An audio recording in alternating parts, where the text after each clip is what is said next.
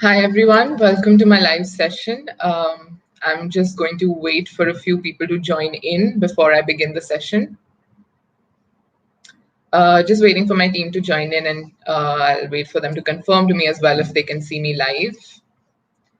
Team, if any of you have joined the session, could you just confirm if you can see me and hear me clearly as well?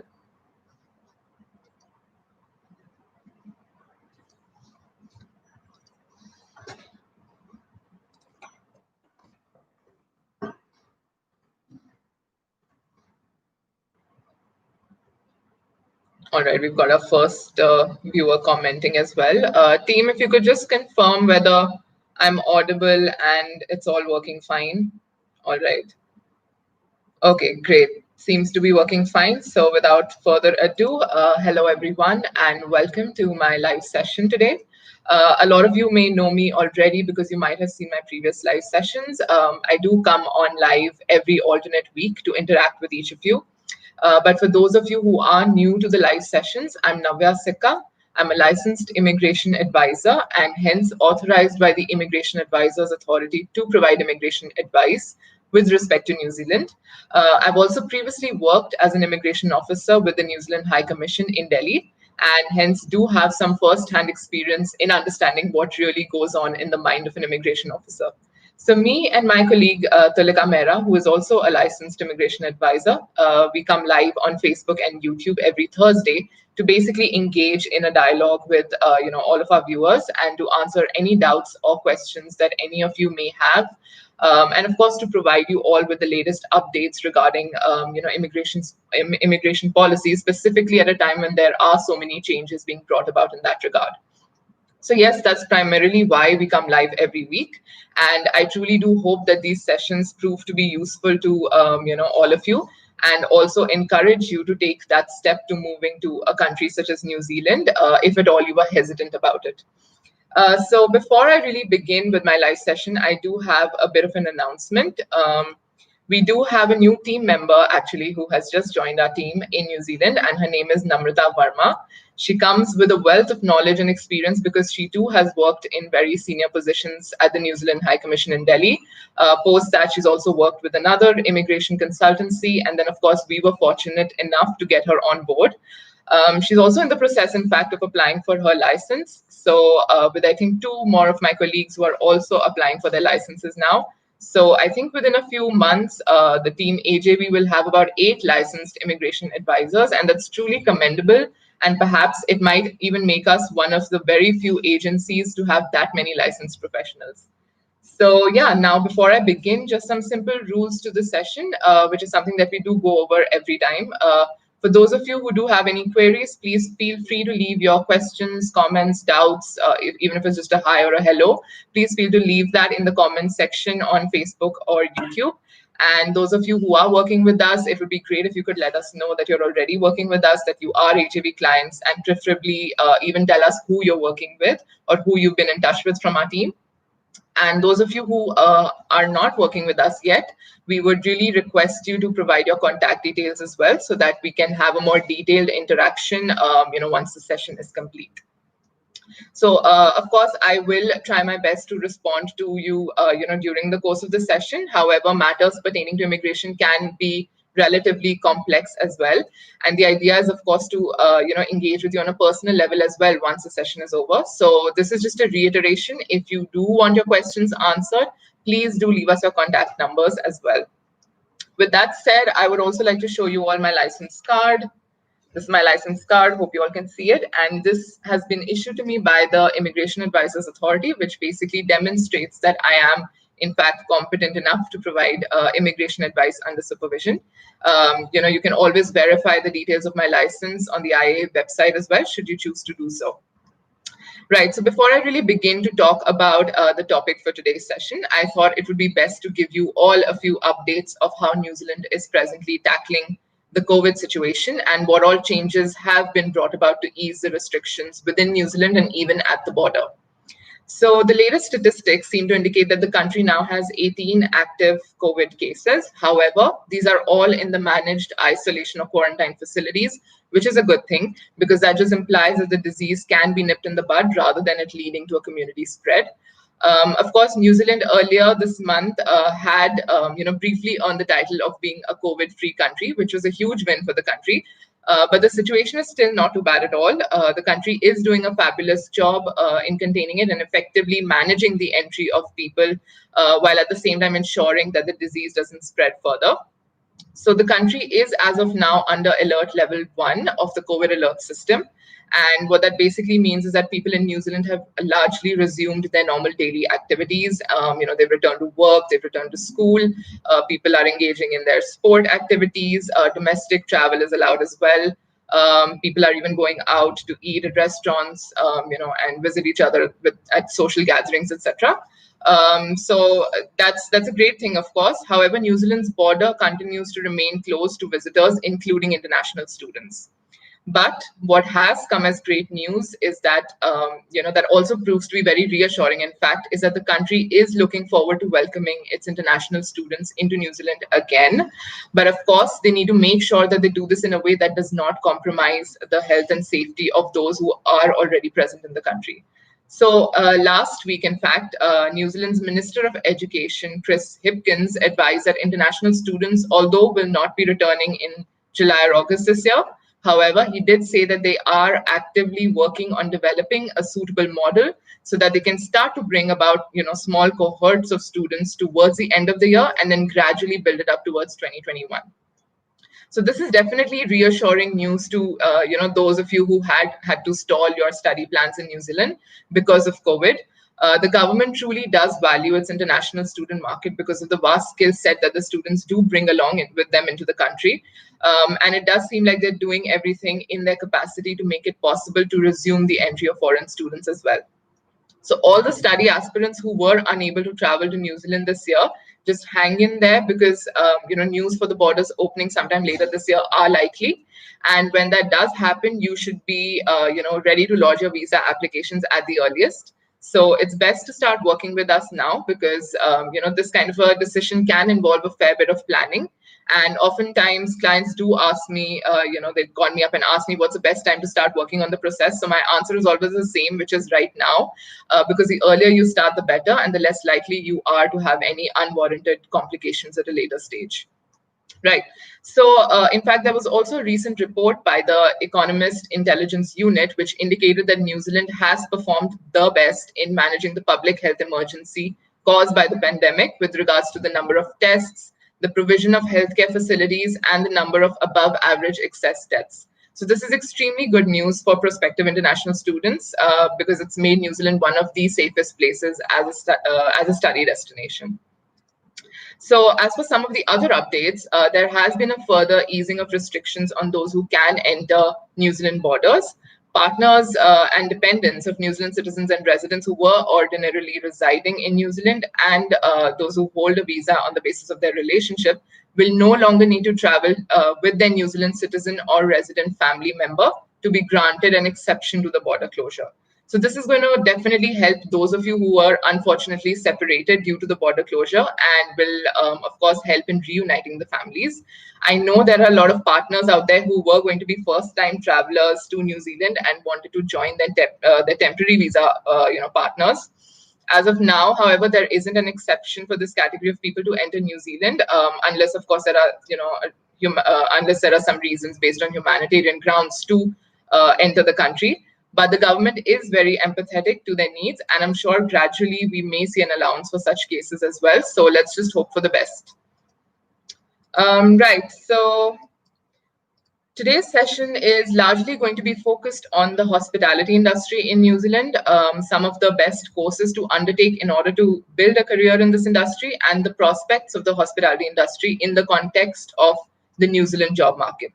So the tourism and hospitality industry in New Zealand is one of the most eminent industries and also contributes to the country in significant ways by being the second largest export earner, providing nearly 17% of total export revenues. So that's a great contribution to the New Zealand economy. New Zealand is, of course, known for its scenic beauty, which makes it a very popular tourist destination as well. have the Waikato region where the very famous movie series of A Lord of the Rings was shot, and you have Queenstown, which is known for its adventure sports activities. You do have the Bay of Islands with about 144 islands dotting the glittering bay, where one could go kayaking, fishing, and hiking, and the list is pretty much endless. Now, what this basically means is that you have visitors coming in year on year from a diverse range of countries across the globe.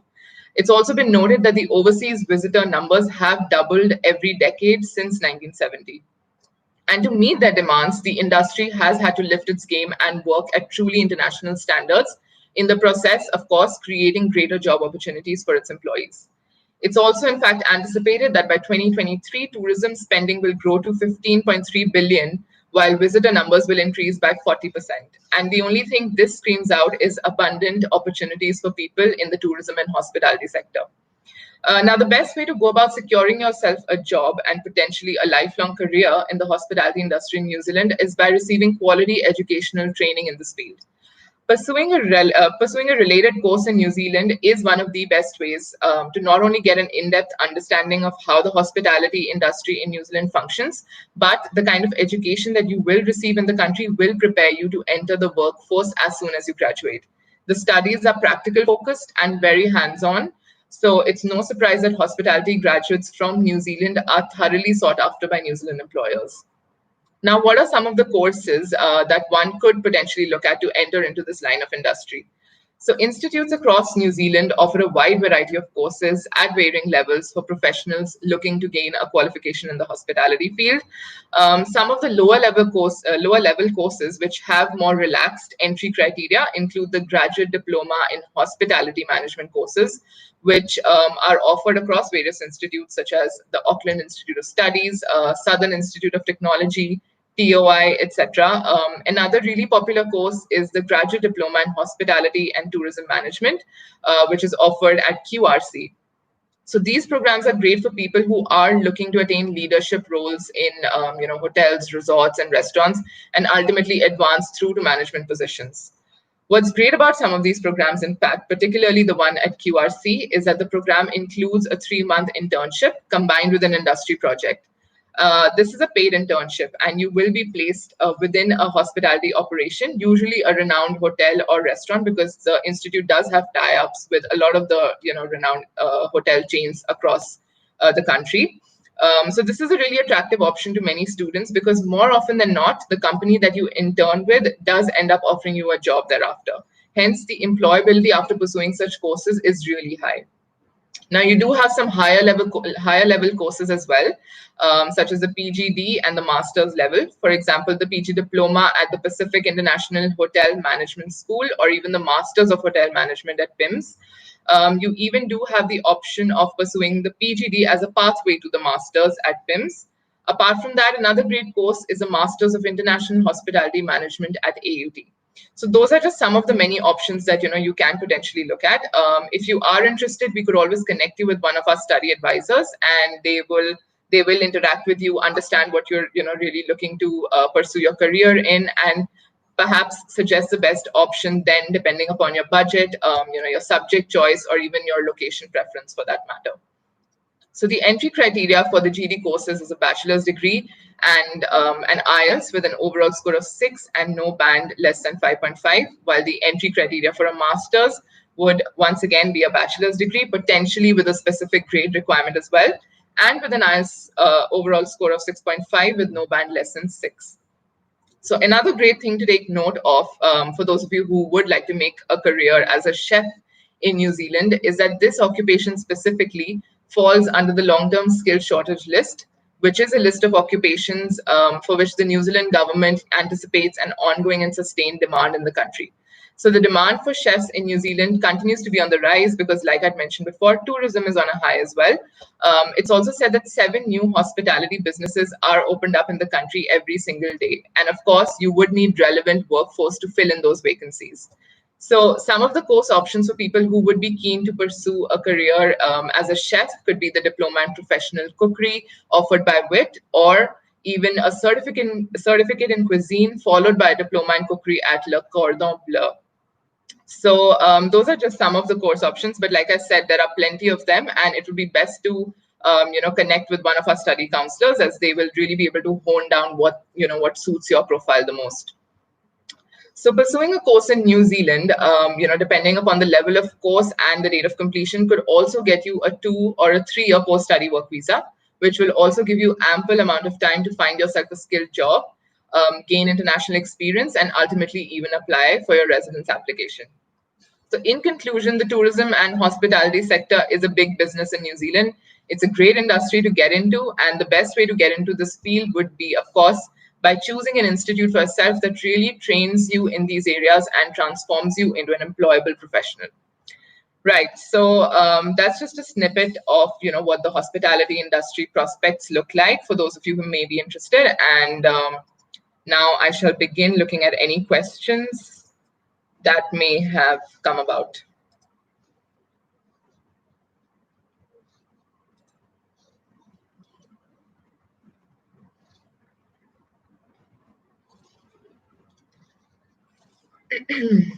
All right, so we have a message from Butterfly saying, hi, you are live and audible on FP. That's great that I'm live and audible to everyone.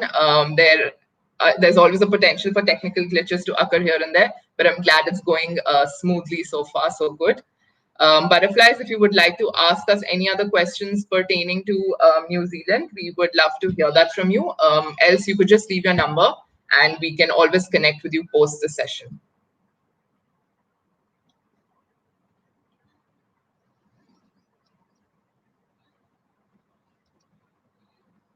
All right, we then have a couple of more hellos. There's a hello from Mehek. Hi, Mehek. Nice to see that you've taken out the time to view my live session. It would also be great if you could let us know, what your plans are. Are you interested in moving to New Zealand? Are you already in touch with us? We would love to, have a further conversation with you.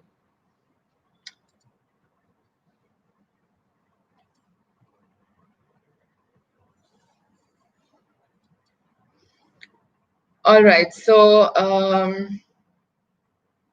Shashank, we have a message from Shashank Tyagi, who has not, however, left his number. I think, Shashank, if you are listening in, then I would definitely request you to leave your number as well. However, let me just see what your question is. You've asked about the Master of Diploma in Business Analytics course in New Zealand. So business analysts basically design or recommend solutions such as computer or computer programs to help organizations basically meet their goal. So there is definitely good scope for this field of studies. I think you do have some courses at AUT, Waikato, UC, and even Victoria, University of Wellington, that we could help you out with. And the earning capacity post completion of a course in this field is also really great. I think the lowest paid group earned an average of 81,000 New Zealand dollars a year, and this can go up to 104,000 New Zealand dollars a year. So that's a great earning capacity as well. So if you are keen in this line of studies, I would definitely request you to just leave your number so that we can connect with you post this session and provide you with more information. Thank you.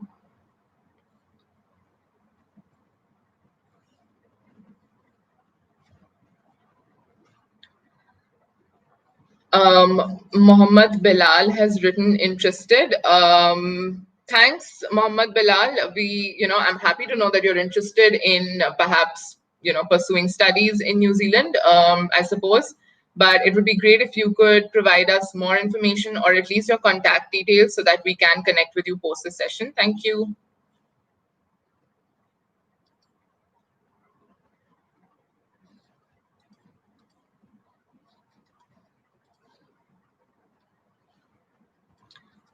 All right, so we do have a question from Mahir. Just a second. Okay, Mahir has written, hi, what is a single point on which a New Zealand immigration officer decides to grant or not to grant a student visa if everything else is in compliance? Hi, Mahir. Thanks for your question and thank you for also leaving your number. So I wouldn't really say that there is a single point on the basis of which, an immigration officer will make a decision. It's always a combination of factors. So, they will definitely look at whether it makes sense that you are choosing to pursue this course from New Zealand, whether it makes sense with respect to your previous qualifications and experience, whether your intent to pursue this course seems to be genuine. All right. They would also perhaps look at your work experience documentation and verify the authenticity of it. They will also perhaps look at factors such as your previous immigration history. Hopefully you've not breached visa conditions in other countries or been unlawful elsewhere. Of course, financials are also a really important part of student visas. So you do need to provide funds which meet the requirements of being acceptable evidence of funds as per INZ standards. So that is again something that INZ looks at in a lot of detail. So yeah, pretty much like what I said before is that there's no single point per se, but there are a combination of factors. So best would be to just get in touch with us, and we can always discuss your profile with you and let you know if we do feel anything in your profile is a bit concerning. But yeah, I mean, if you said that everything else is in compliance, I think what you mean to say by that is that everything seems fine on the application. There shouldn't really be an issue then. A lot of student visa applicants also do get interviewed by immigration officers. So at AJV, we do provide that kind of training as well to ensure that you're fully prepared for the interview when that does take place and that you crack it. So I hope that answers your question to some extent. And thank you for sharing your number once again. We will definitely connect with you post the session.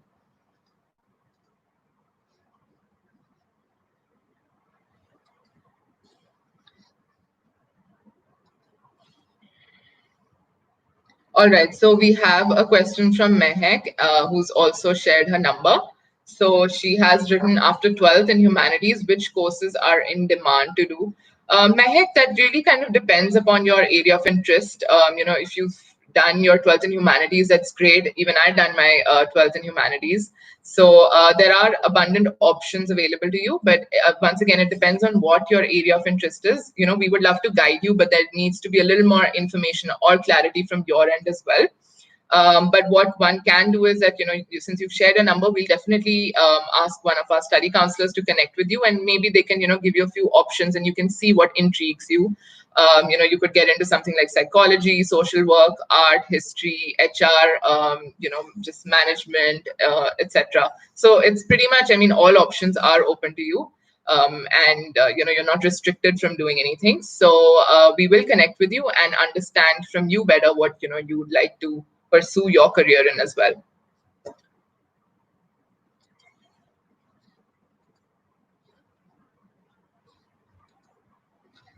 All right, so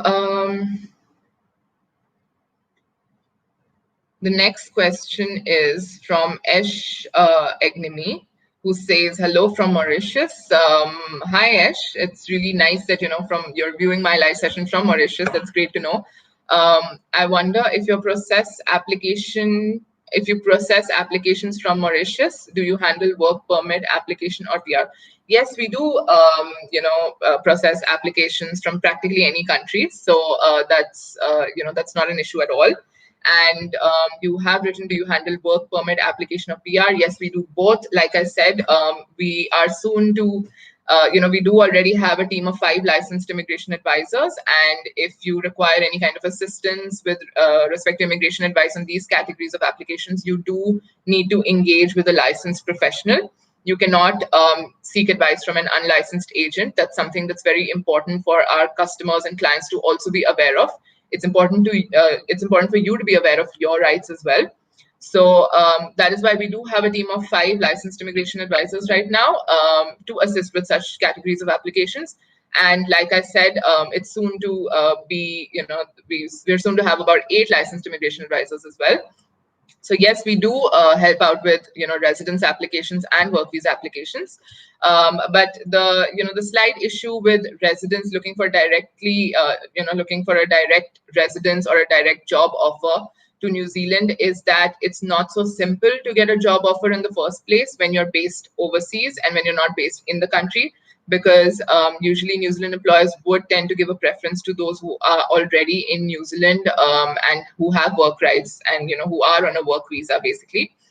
It's much easier to support them or to offer them the job than to support someone who's overseas with a work visa application. It's a lot of time, effort, investment, money involved in that. So that's one of the reasons why we, as a consultancy, we advise a lot of our clients to go for the study plus settle pathway, because that, going and pursuing your studies in New Zealand will just allow you to, number one, enter the country at the earliest. And by the time that you've completed the course, not only do you end up with a local New Zealand qualification, but you've also spent that 1 year perhaps forming a lot of professional contacts and networking, and a lot of the institutes have internships, so you get that kind of one-on-one interaction with employers and are much likely to get a job immediately once you've completed your course. So if that is something that you might be interested in, we can definitely assist you. Otherwise, if you do have a job offer from New Zealand, once again, we will be able to assist you in lodging the file. So I hope that answered your query, and I just realized you did not send your number. So I would definitely request you to leave your number as well. Thank you.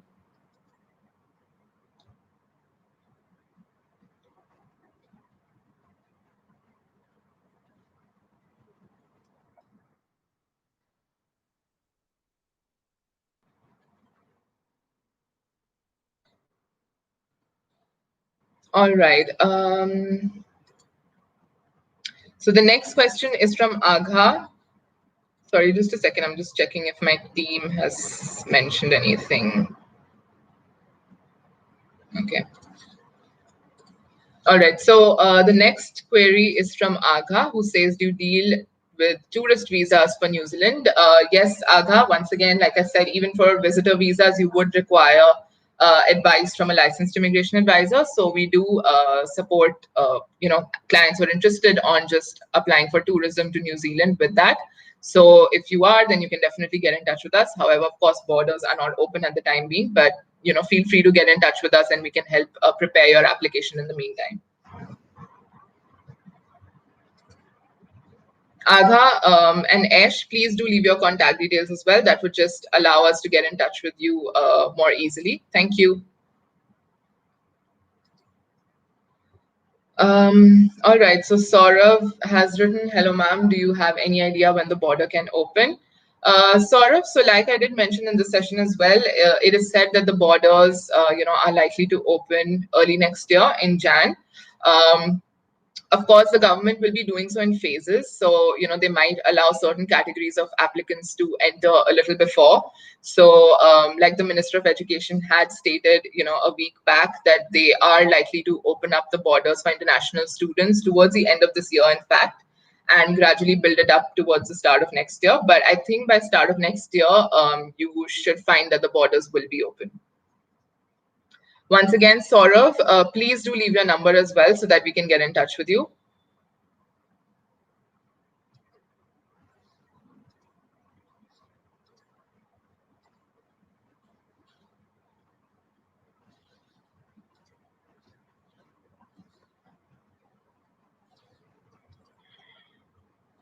All right. So Gaurav has written, hi, how do you compare New Zealand with Canada and Ireland for studies with work, studies and work visa around finance stream? Thanks.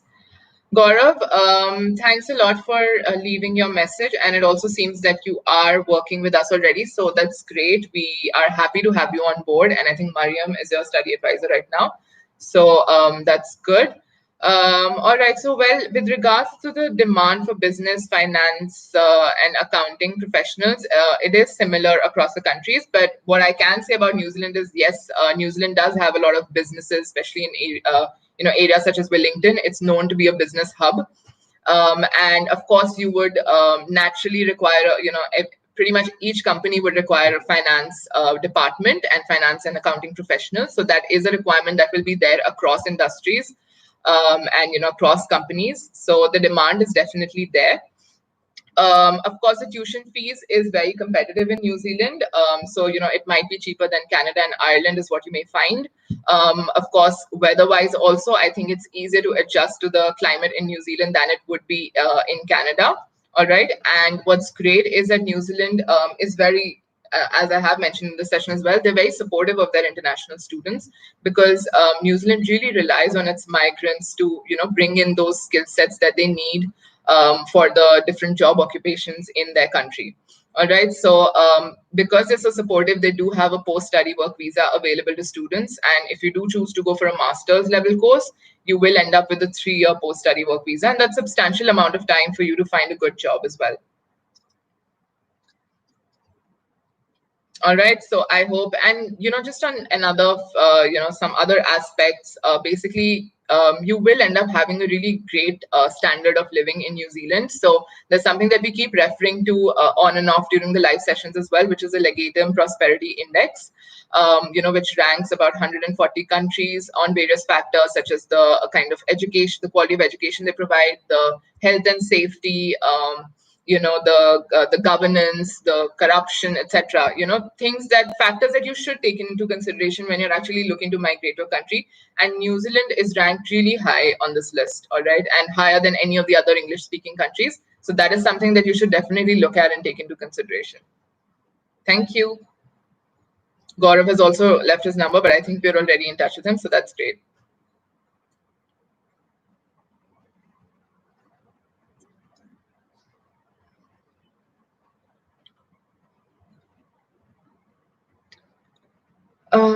All right, Agha has left his number. Thank you so much, Agha. We will definitely connect with you and help you out with whatever it is that you may need.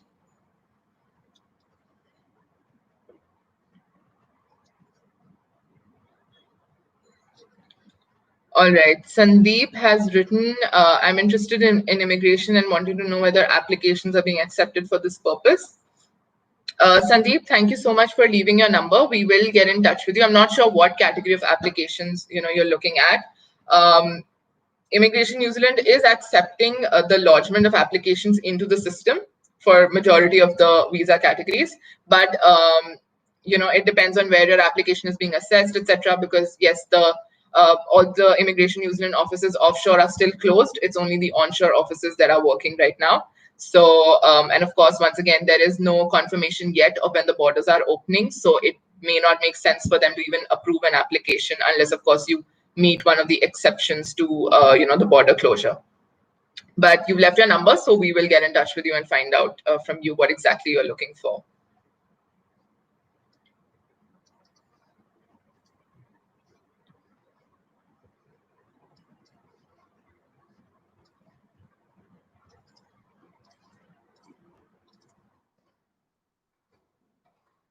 All right. We have a message from Vajid where he said hi, and he's left his number as well. Thanks a lot, Vajid, for sharing your number. We will definitely get in touch with you.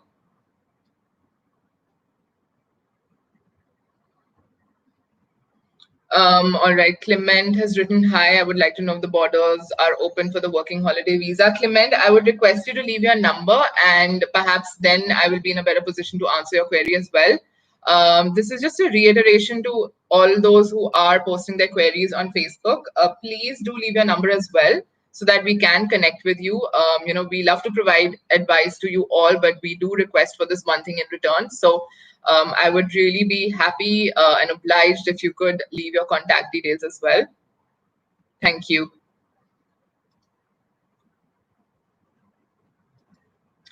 Shashank has written, ma'am, in my last year of BCom with correspondence degree till now, I have only 45%. Can you please tell I will apply with this percentage in masters in business analytics? Shashank, so the entry criteria can of course vary from institute to institute. Yes, with that kind of a percentage, it might be difficult, but I'm not going to rule it out completely. So the best thing to do would be, of course, to have you connected with one of the study counselors, and they can guide you on the different possibilities that will be available for you, and if not a master's, perhaps a PG diploma or a lower level course. So it would be great if you could just leave your number so that we can answer your query. Thank you.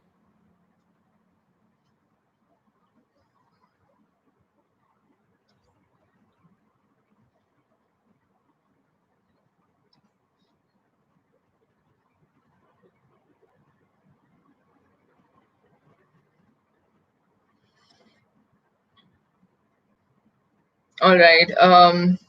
Clement, okay. Anyways, Clement, you don't seem to have left your number, but anyways, I will go ahead and answer your question. All right. So as for the borders for the working holiday visa, it's still not open to them either. There are very few categories of people that New Zealand is, allowing entry to, which includes, of course, residents and citizens, and then, of course, some essential care workers, such as health professionals and people who meet the exception criteria. So that will also just be relevant to partners and dependents, and someone who wants to enter the country based on humanitarian grounds. So that pretty sums up, the criteria for who the borders are open to, basically. So I think you will just have to kind of wait it out right now.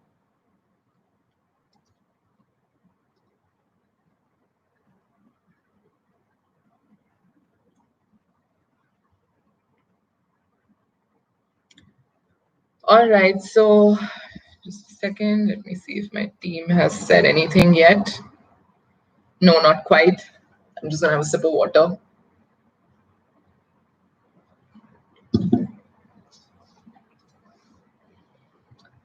All right, so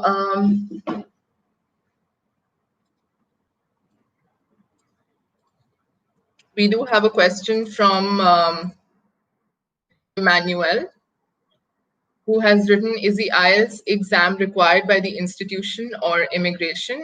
And also, if I am from an English speaking country with all my studies in English and also have an English proficiency certificate from my school showing I had all studies of education in English, in that case, will it still be needed for me to take the IELTS exam? That's a really good question, Emmanuel, and a very logical question as well. So yes, basically, when it comes to immigration, New Zealand's requirements, it's they do not require you to specifically, undertake an English language proficiency test. Their only requirement is that the institute that has issued you an offer of place should be satisfied with your English language proficiency. All right. So if the institute is satisfied with it, then Immigration New Zealand cannot really question it. Secondly, with regards to your English speaking background, it is then quite likely, given that you have completed a course from an English speaking country, you say, it is quite likely that the institute in New Zealand will waive off the requirement for you to undertake an IELTS. That is quite likely. So of course, you will be able to confirm it once we can, actually help you out in getting in touch with the admissions team of that particular institute. But yes, it is quite likely that they will waive it off for you. I hope that answered your query, and it would be wonderful if you could leave your number as well so we can help you out with this.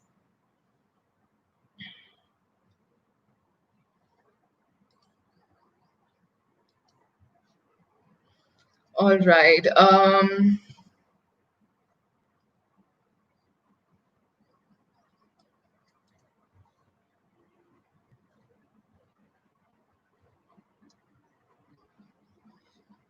Okay, we have Nawaz Ali, who's written, hi, I have funded from Victoria University, and the condition is an IELTS of 6.5, but I scored 6. Is there any chance to get this condition waived off as IELTS centers are closed due to the pandemic? Unfortunately, Nawaz, it's unlikely that the colleges will waive off the requirement altogether. However, they may have alternate options for you. So there is, I think, a TOEFL online test that some of the colleges are accepting, and that may work well for you given the pandemic situation, of course. So what would be best is that you get in touch with the institute, or if you could leave your number here, we can help you with that, and we can get in touch with the institute and find out if they have any alternate tests that they're accepting in these present circumstances. And then of course you can perhaps undertake that test, but like I said, it's unlikely they are going to waive it off for you entirely. So yeah, thank you for that.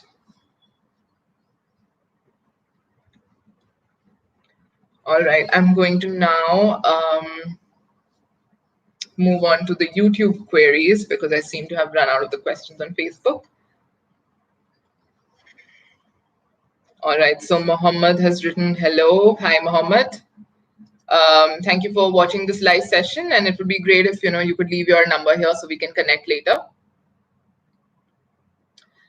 Imran has written, hi, I would like to study bakery course. Hi, Imran. That's great that you've mentioned that, given that this whole session was primarily actually intended to be for people who are interested in entering into the hospitality industry.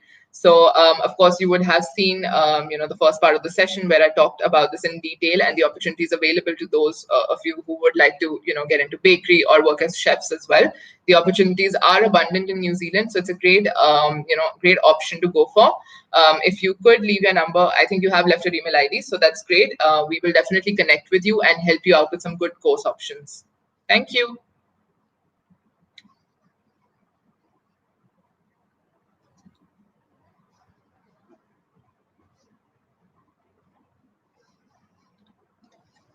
All right. We do have a question then from Ayush Mathur, who says, hi, can you please tell me the scope of civil engineers in New Zealand? So, Ayush, the scope for civil engineers, actually pretty much any engineer in New Zealand is really great, because a lot of the engineering positions actually fall under the long-term skill shortage list, which is a list prepared by the government anticipating an ongoing and sustained demand of certain professions in the country. So civil engineers also do fall under that category. So that just goes to show that there will be abundant job opportunities available to you if you do choose to pursue a course from New Zealand. All right, but like I'd mentioned before, directly finding a job might be difficult, which is why it's best to consider the study plus settle pathway. Pursue a course in New Zealand, spend that time, getting comfortable in the country, forging professional contacts. Once you've completed the course, you'll have a post-study work visa. You can immediately get a job and even apply for a residence. So that is something that you should definitely consider, especially if you come from an engineering background. New Zealand is the destination to look at. All right. And of course, the pay rate is also really great. The relatively new civil engineers earn about 60 to 70,000 New Zealand dollars, while the senior civil engineers can earn up to 180,000 New Zealand dollars. So if that sounds like an exciting deal to you, it does to me for sure. Definitely get in touch with us, and we'll be happy to help you out.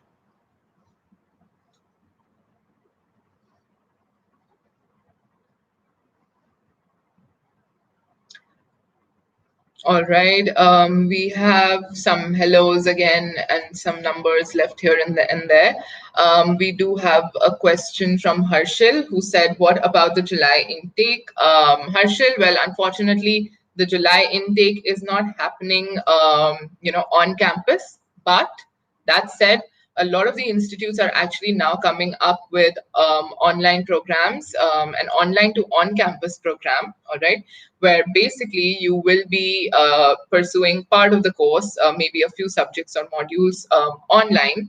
And then once the borders open, you apply for your visa and pursue the remaining part of the course, that is at least 30 weeks in New Zealand. All right. And that will ensure that you also get your post-study work visa. Now, this is a great option for those of you who may want to, not waste any time, and you're trying to figure out how to utilize your time at this very point. It'll also save you a lot of costs, because of course the living expenses costs, for the part of the course that you're doing online, will not have to be shown. So if that is something that you're interested in, we can definitely give you more information around that, and you can actually start studying in July and then continue maybe in Feb once the borders open. So a lot of colleges such as the University of Waikato, University of Canterbury, PIMS, NMIT, WIT, I think they're all coming up with these options. And in fact, next week, our next live session is specifically going to be around this. So I would definitely request all of you who are watching this session today, if you are keen on knowing more about the online to on-campus programs being offered by different institutes, then definitely tune in to next week's live session.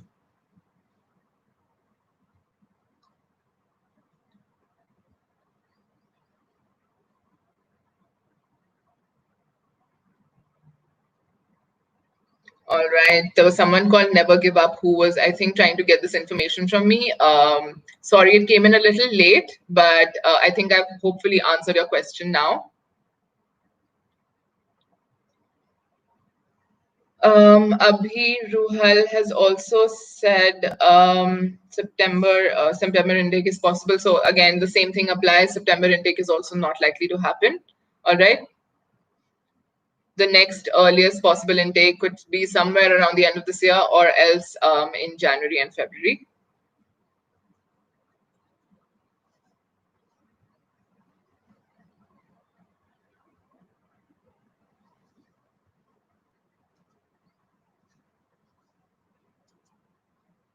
All right.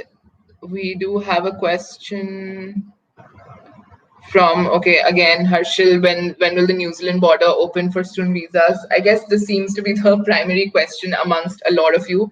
I know a lot of you are just kind of waiting to get into the country and pursue your plans in New Zealand. What's great to know is that New Zealand is handling the situation a lot better than a lot of the other countries. All right, so that's very reassuring for those of you. In fact, I mean, I did hear from some of my team members that some clients are second guessing whether they should be waiting or not. I would suggest you just hang in there. New Zealand has got a lot of good publicity recently, all right, and it's only a matter of time when the number of people who migrate to New Zealand increases manifold, all right.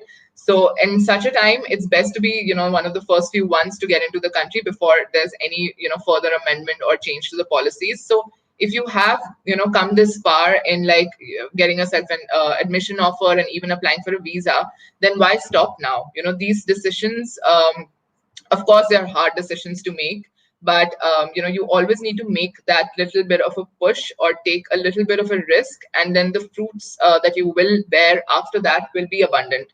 So this is just me reassuring all of you to just kind of hang in there, because things will get better, all right, and they will definitely get a lot better in New Zealand than any other country. So why would you not want to continue with your plans to going to that country? All right.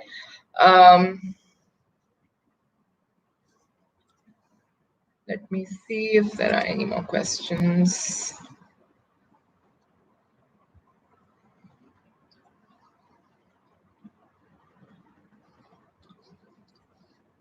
Somebody has asked about, okay, you have, all right. So there's a question from Richard Tom.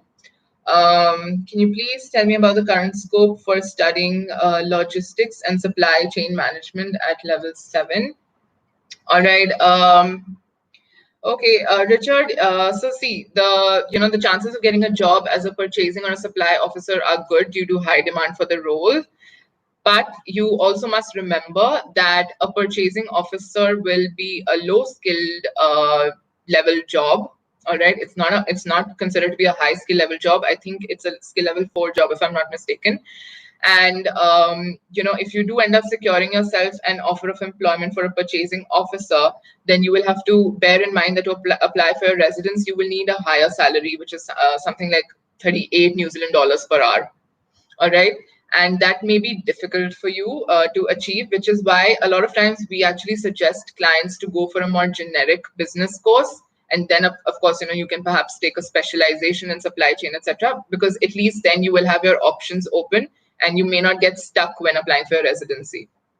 So I hope that gave you some amount of information. It can be a little bit tricky and a little bit complicated to understand, so it would be best if we actually have a call with you post the session and explain it to you in a little more detail.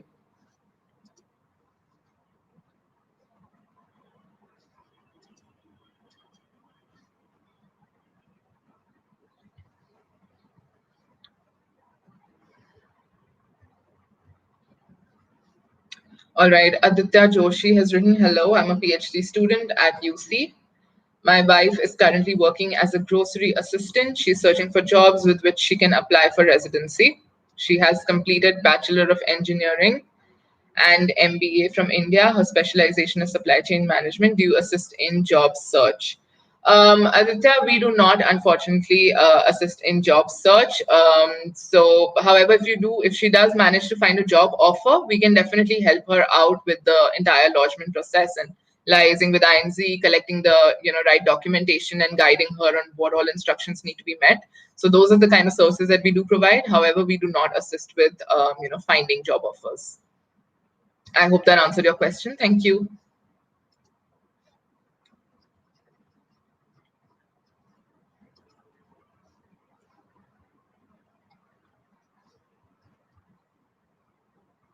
All right, let me just see if there are any further questions.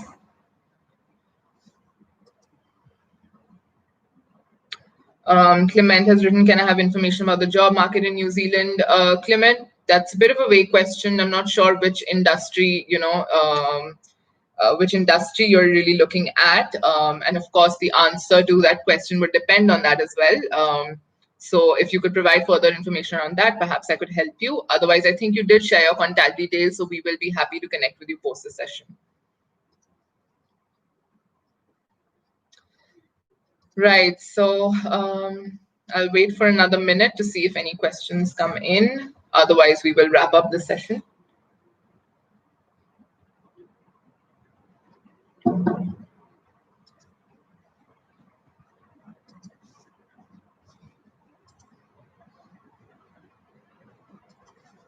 All right, I guess I think we seem to be done for the day then. All right, Emmanuel has come in with a question. Can you help out if I already have an offer to an institution? Yes, Emmanuel, we can help out if you already have an offer to an institution. But if you're already in the process of getting offers from institutes, it's best to connect with us right away so that we can then step in and perhaps take over. All right. So yeah, that would be great if you can just connect with us. I hope you've shared your number somewhere here. If not, please do that, and we will connect with you.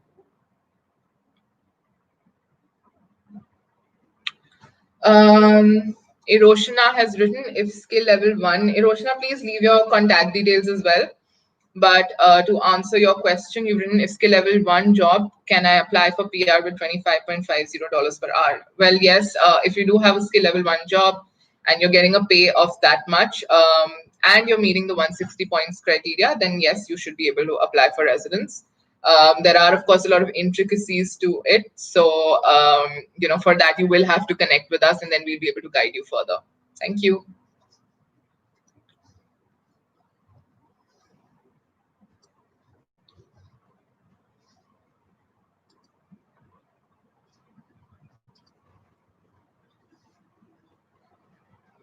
All right, we have another question about the border opening, which seems to be the hottest topic for this session. Rajat Sachdeva is an AJV client. Rajat, thank you so much for working with AJV. You've asked once again, when can we expect the border opening? So long story short, in all likelihood, Jan, Feb, and if we're really lucky, then perhaps the end of this year itself.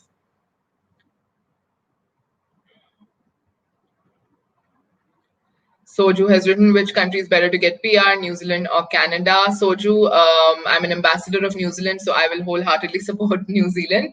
But not just, not just because of that, but because New Zealand does really kind of take care of its residents and citizens in every which way possible.